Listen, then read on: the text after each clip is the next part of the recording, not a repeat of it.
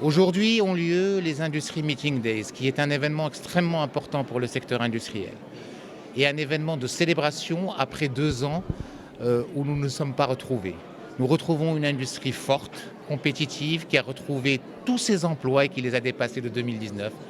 Nous retrouvons une industrie qui s'est transformée, qui est montée en gamme, qui a pu répondre aux besoins des Marocains pendant cette période de crise délicate, qui est devenue l'une des industries les plus innovantes de la région.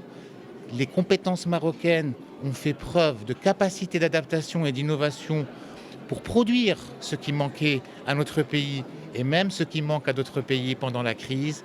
Nous l'avons vu, il y a beaucoup d'innovation, il y a beaucoup de transformation digitale, il y a beaucoup d'industrie 4.0 et aujourd'hui, cette industrie qui est forte d'abord du soutien et des orientations de Sa Majesté le Roi, que Dieu l'assiste, mais aussi du capital humain qui est en train de fournir des efforts formidables, qui est aujourd'hui reconnu par l'ensemble de la communauté industrielle internationale.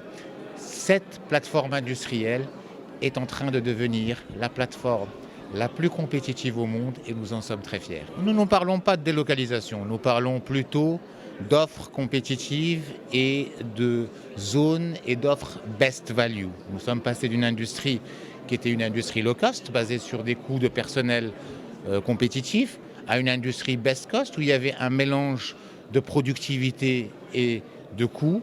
Nous passons à une industrie best value, donc il y a les coûts, il y a la productivité, mais il y a aussi la capacité d'innover et de transformer. Écoutez, aujourd'hui, c'est un événement important.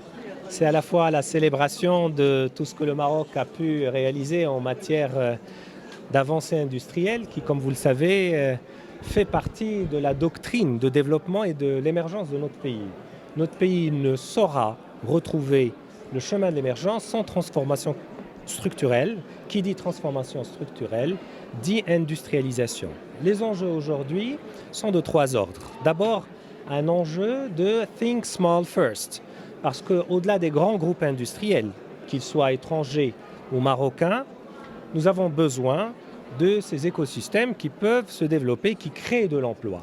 Et donc, nous sommes appelés en tant que gouvernement à répondre à cette particularité qui fait la force du pays. Deuxièmement, la question de l'investissement dans l'immatériel, dans la ressource humaine, dans la formation, qu'elle soit professionnelle ou un peu plus généraliste. Et ce sont des sujets qui sont sur la table. J'ai annoncé que, par exemple, la grande question des contrats spéciaux de formation, qui permet de faire ce qu'on appelle des formations groupées, est envisagée avec beaucoup de sérieux. C'est une réforme qui est mise sur la table. Troisièmement, la paix sociale.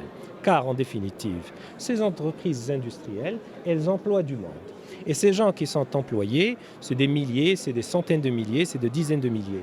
Et bien, forcément, il va falloir disposer d'un climat social à l'intérieur de ces entreprises, avec les syndicats naturellement. C'est ce que nous sommes en train de discuter sur un autre registre qui est celui du dialogue social. Et je pense que les semaines et mois à venir vont montrer que ce gouvernement donnera beaucoup à ce secteur comme à d'autres pour le bien de notre pays, de nos talents, n'oubliez pas, de notre jeunesse également. Pour suivre toute l'actualité d'EcoActu.ma, inscrivez-vous sur notre chaîne YouTube et rejoignez notre communauté sur Facebook et sur les autres réseaux sociaux.